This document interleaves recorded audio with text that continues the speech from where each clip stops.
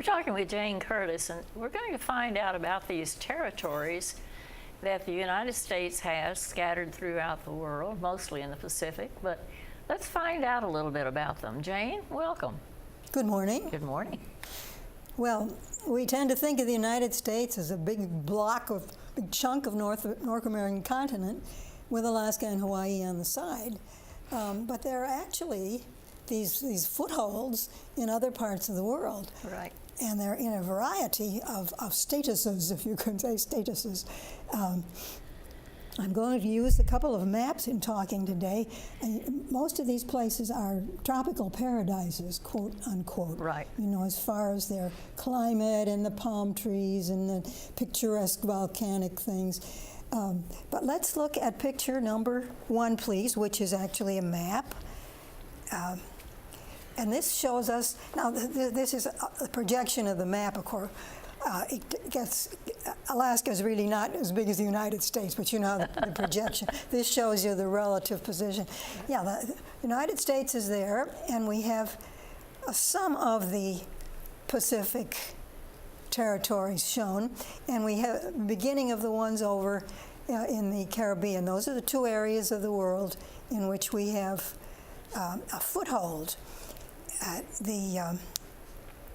You can get an idea of how enormous a lot of that is by looking, if we can edge back a little bit there, and you can see the distance from the west coast, our west coast, to Hawaii. Right. And you realize that these are enormous distances. Right. And I remember the first time I went to Japan, my parents made the mistake, we were a sweet young thing, my parents made the mistake of looking at a map because here were these huge watery things with nothing shown in them at all, and at best a little island. And of course, Amelia Earhart was fresh in anybody's mind when they thought of the Pacific. Right. And what if you miss, you know, the place? Right. Well, needless to say, that problem has been pretty well taken care of. But I want to look now at the second one of the maps, second picture here. And this one is one of the best I've ever found for trying to clarify the islands in the Pacific. You see the pink, the orangey thing up there at the top. This is known as Micronesia, and the bluish one underneath it is Melanesia, and then the big purple triangle is Polynesia. We're probably familiar with the word Polynesia. Old Dorothy Lamour songs, right, you know, I think right. they've had a lot about Polynesia. But the pink group there, the Micronesia, we have a foothold. We have several things there. We have nothing in the blue one. And at the top of the purple one is Hawaii, the Hawaiian Islands. And you see that covers a great deal of the Pacific, north and south, which the others don't all. The Hawaiian Islands, of course, were once a territory for us. But south of them, there's a sort of reef or atoll where we have a foothold. And then clear farther down comes Samoa, under where it says Polynesia and a little, yeah, there you go. These things have become footholds, colonies of the United States in the course of history. And we're going to look at each one and see exactly how this came about and why they're important to us, and just fill in our knowledge here. This is not all bad story, not all good story, just an interesting story. Right. And we know that, of course, there were a lot of territories in the past that have become states of the Union or otherwise. And in that case, they were all land, solid land things connected. In this case, they are all islands, some of them very far, far away, the island chain. Now, if we can look at that number 2 again, please, the one with the color things, yeah. That's closer, much closer to the Far East. You see a little snatch of, you see Australia down below there. Right. Now, in the pink area there, that's the Micronesian islands. We have a strong foothold. We have there's a commonwealth of the North Islands there, and then there is a grouping of our own, of what we possess there, including the island of Saipan. And these are small islands. Most of them are quite small.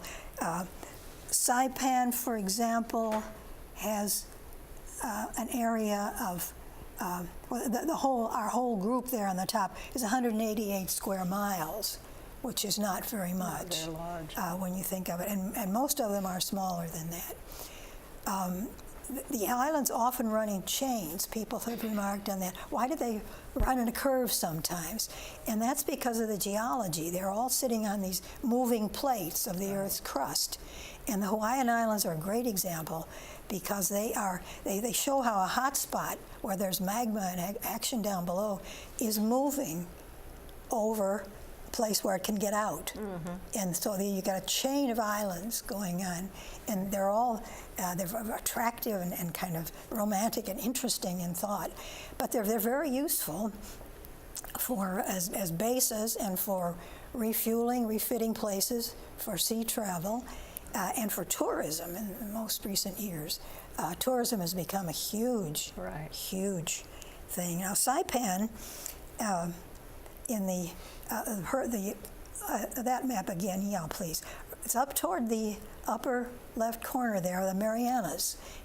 And that term might be familiar from World War II because all these islands were important. But up there is this arc of islands, and some of them are banded together into a federation, and you'll see their names at the UN sometimes when you see the name plates. So they're sovereign, independent. But this arc we have is up at the top left there, and in the middle of it is Saipan, which was important in the war. And that figured in one of the theories, a wilder theory about Amelia Earhart, that she was captured and taken and imprisoned in Saipan and died there. So that was in the news for a while for that reason. But the people who live in this area are American citizens.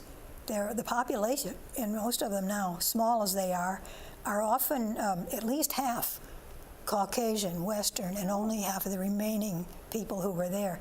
The original people were what used to be called the natives, and I guess is taken now as a very pejorative way. You can say native of the Marianas, but don't just say the local natives. Right. It insults people. But pictures of that show, it looks just like the United States. You know, there are roads and traffic signals and so on out in that area. And we govern them. Now, there are 2 or 3 different statuses, and it's awfully hard to keep them apart. But there's a status of an incorporated territory. That means that it's considered to be an actual integral part of the United States, like Alaska and Hawaii. And then there are some which are called incorporated, those are, or unincorporated. Then there are the ones that are organized or unorganized, not disorganized. Really, it's funny reading some of this because unorganized simply means that they do not have a government, they have not set up a government of their own. The others do, and the others have a permanent population. So that puts them on a slightly different status. Although, as we see when we come to the Caribbean, it's not always doesn't always have a lot of advantages. We acquired a lot of these through Spain. Spain kept a hold on a lot of these places for a long time.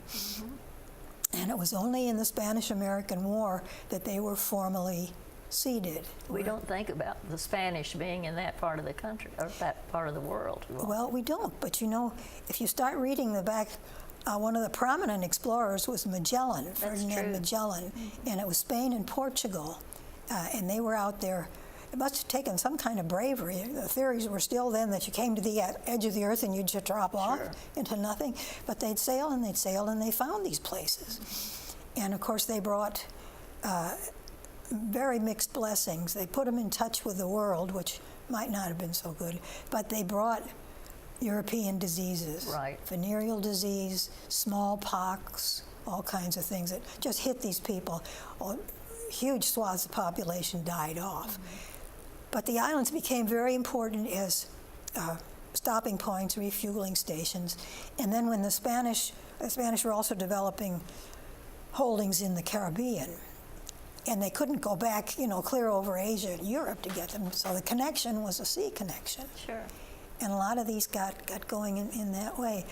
Now, in Melanesia, as I say, we have no holdings, but in Polynesia, we have some, I guess, couple hundred miles lower south of the Hawaiian Islands, we have the Palmyra Atoll, which is a fascinating one. Many of these that are very small, the land area is something like a square mile and a half. No permanent population. Part of it is owned by one of the environmental agencies. Oh. And they go out there and they do studies and so on. And they have, one thing I saw, it was not dated, but it said the current population, temporary population, was 20. So we have these things out there. This one, of course, is no good for tourism, but it's very good for a fueling stop if necessary, and it's very good for this experimenting. And they're doing everything that they can. You know how our environment people are. Yeah. Thank goodness they're getting stronger and Right, stronger. they are. But that's a most interesting part of that, I think. Those islands, then, I think we might leave them with these things. They're all called something Nesia because they discovered that they were related.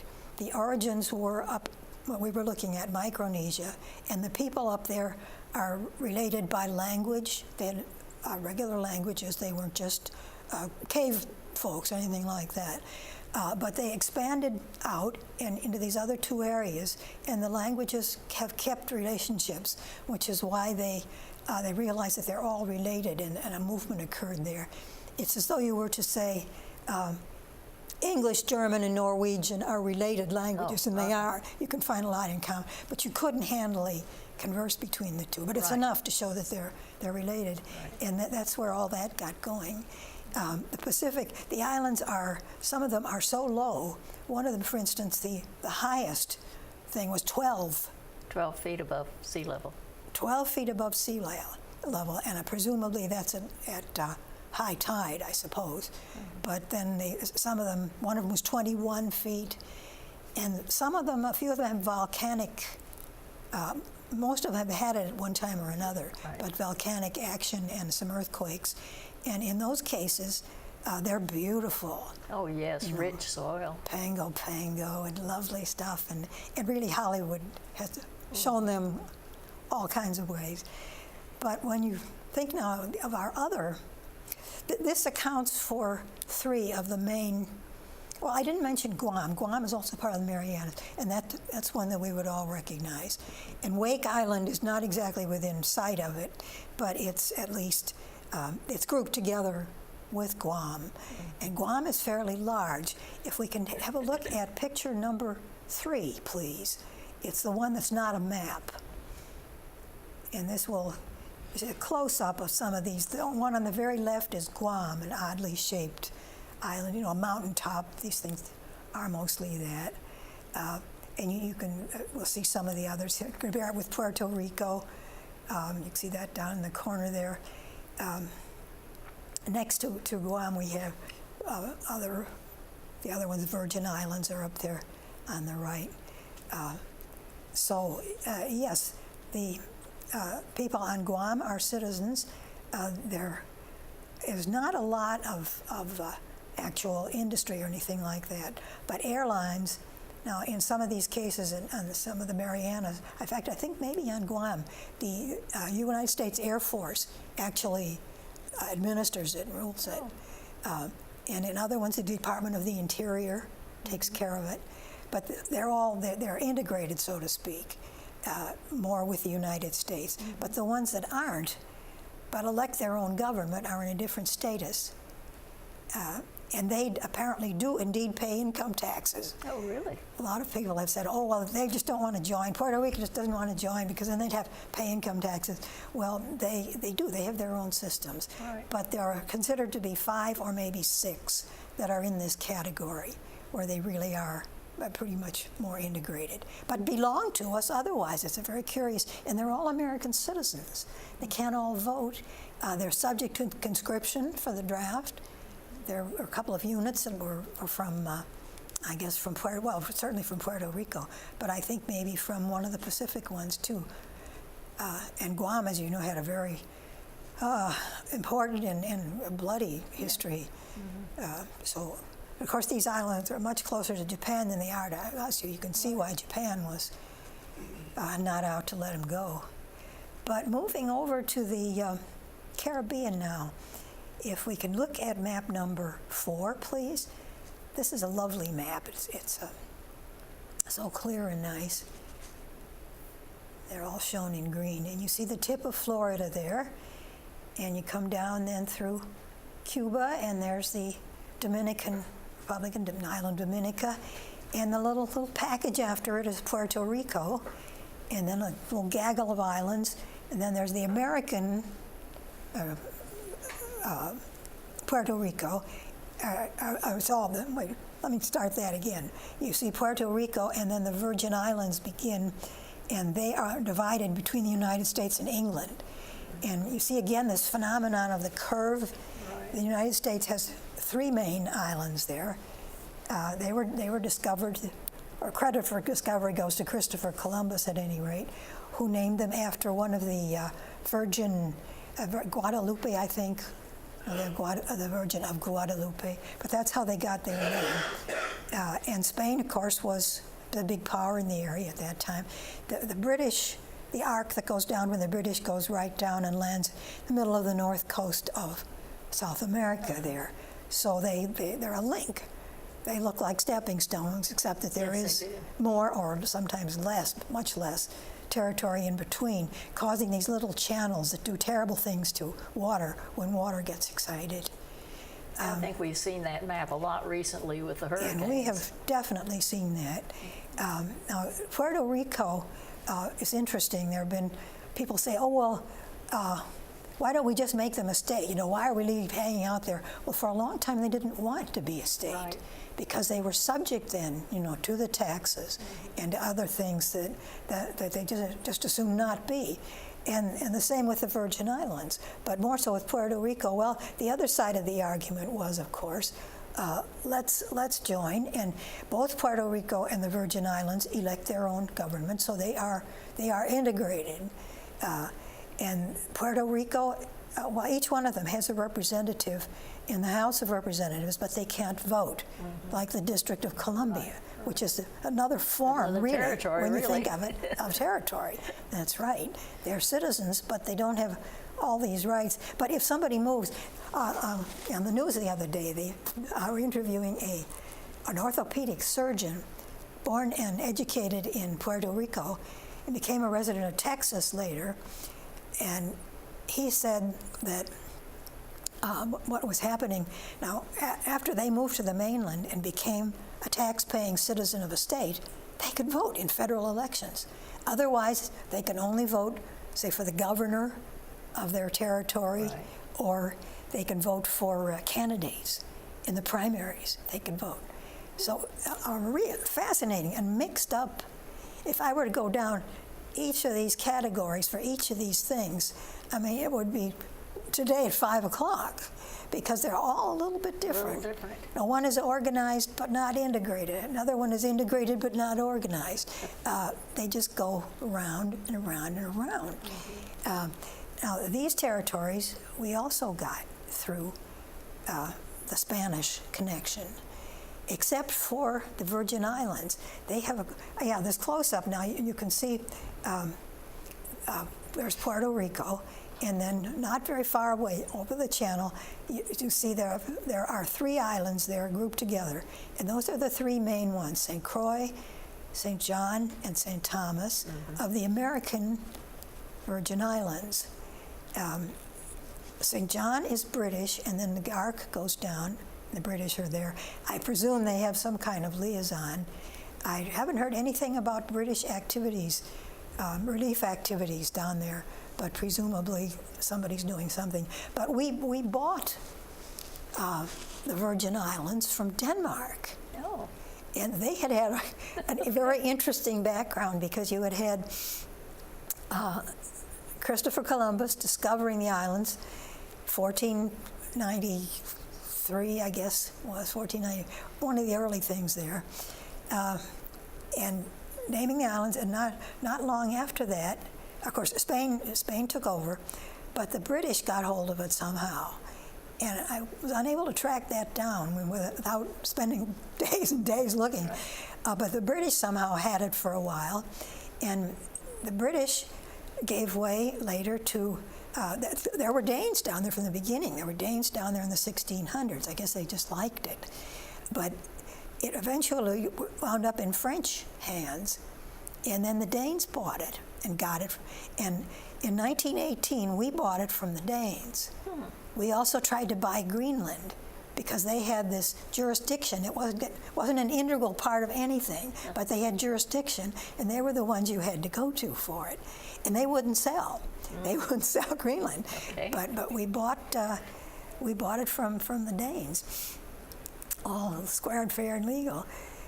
As I say, these people are all American citizens, and when you going back to Puerto Rico, it's an interesting case, and in many ways similar to the others, but this dreadful law, the Jones Act, which has been cited recently, that's the thing, for example, that determines that nothing can come by ship, I guess, or by plane now, to Puerto Rico except in American carriers with American citizen crews. Really? Really, and that's just hard to believe. Yes. It's impossible to believe.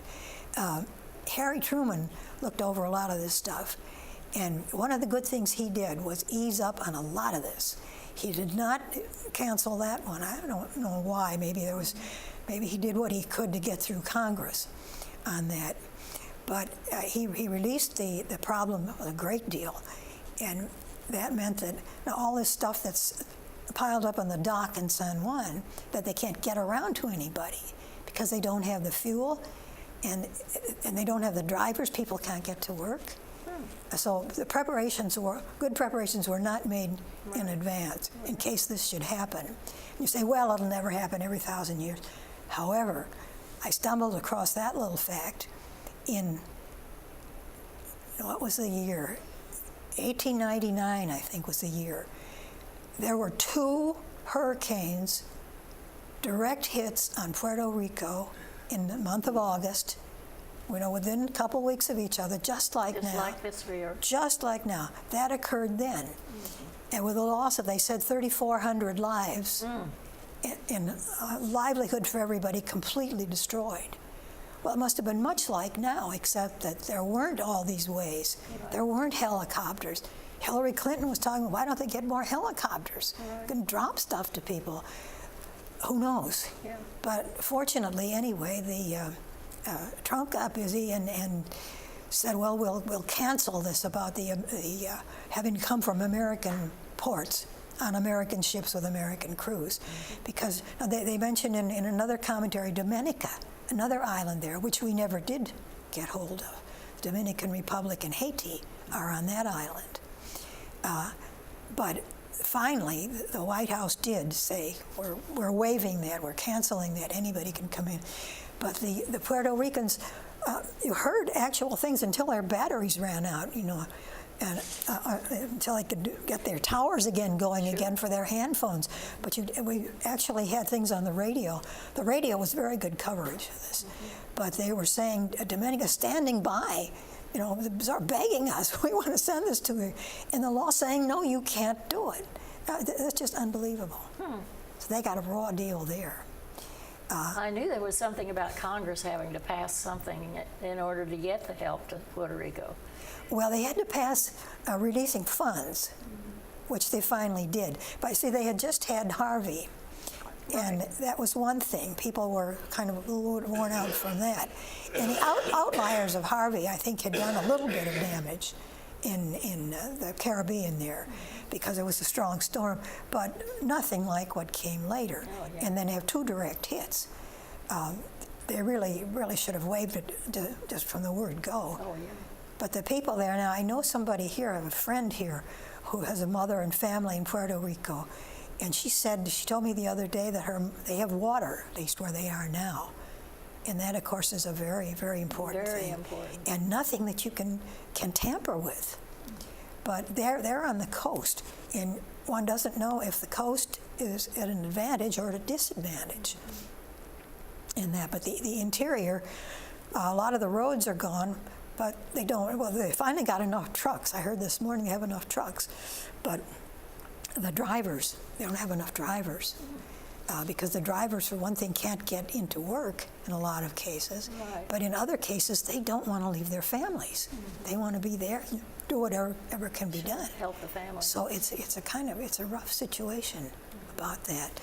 Another thing that was featured in this these interviews and commentaries, both sides of the question, why have we been so cruel and not let Puerto Rico be a state? Well, it hasn't been a question of that. There's been a side that didn't want to be a state, I guess primarily for the income tax matter. They had certain, not exactly sovereign advantage, but certain free advantages. But then, of course, the Navy was fooling around on it with all those undersea experiments that they were doing around Puerto Rico, and they didn't like that. Just not quite as bad as North Korea wanting to drop bombs around Guam, Right. which they could, and we can see. Sure. Guam is beautifully placed, and the bombs of course would have been hitting other things in the Marianas. But you can see how it all begins to tie in. And this surgeon from Texas brought up both sides of it. But he said it just, somebody else said in that broadcast, why don't they just make that the case for all of the territories? That if they do, for example, become a voting citizen of anywhere, if they move to the mainland, and of course at some periods, Puerto Rico has huge swarms of immigrants leaving Puerto Rico, right. and they expect that there will be a lot now who will leave, Sure. that their livelihood is just gone. And all the rebuilding that has to take place, they said it would probably be 10 years. And they had, the storm resumed, and they had some kind of a problem after they had put one of the towers in, for the cell phones towers, communications towers. They had to take it back out. Well, now they must have had some kind of great transportation lined Yes. up, whether it was helicopters or just what. But that they could do that. So we shouldn't get too political on this, I think. But both sides should be looked at in this territory and in all the others. Now, in a lot of the others, the people are perfectly happy with the way it is. For example, in the South Pacific, where you have a lot of tourists. Saipan, the tourist industry is great. Samoa, although Samoa is a lot of it is so low-lying, then you can understand their concerns. Yeah. That all this talk about, it's warming up as a hoax, the sea levels have already Sure, they have risen already. somewhat. We're So- down to the last minute, so well, wind up. I was going to mention a few of our previous territories and how they had been integrated. Okay. So maybe these others will with time. Of course, the Louisiana Purchase became a territory, Right. and the whole, all the way, the Arizona Territory, the Colorado Territory, they were all territories. Indian Territory. And non-defined, yeah, and you could probably say a few words on that. But they were territories, Right. but they were linked on the Right. ground. Right. That made them just fit in more. Somebody could get in the car and drive to Arizona, Right. whatever. Barry Goldwater, remember when he was running, they said, oh, he's not qualified because he wasn't born in the U.S. Other people said, nonsense. It became the United States, but during the 19-teens, it did. But it has so many angles. But I think we could bear in mind that our country is not just this solid fortress with these two important outliers, but we have all these people that are, in a sense, dependent on us. Right. They're independent. Many of them are independent in anything but that. But look how the government was affecting, being part of the government would have affected Puerto Rico. Right. That silly law could have been gone. Sure. But it's such an interesting. It is. I think it's something that we all need to be aware of, and maybe do a little study on some of these little territories and just look them up online. see how because they've it's, affected us. yeah. Because I think we're all affected by wanting some tropical weather once in a while. Yes. Okay, thank you so much, Jane. I think you've piqued our interest. So let's see what kind of special program we have. Today, at 2 and at 8, we'll have a